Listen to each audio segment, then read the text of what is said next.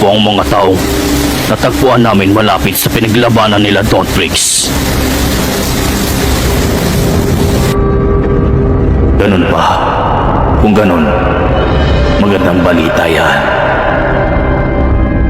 At ano naman ang balita kay Don Pricks? Sa uling pagkakataon, may lumaban kay Don Pricks na ang gusto ay makuha ang kapangyarihan ng Dark Continent at nagtagumpay ito. Ngunit di nagtagal ay natalo din siya dahil nagtulong-tulong ang unang lumaban kay Don Pricks.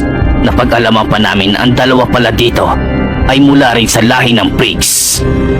Di na nakapagtataka, malalakas din sila.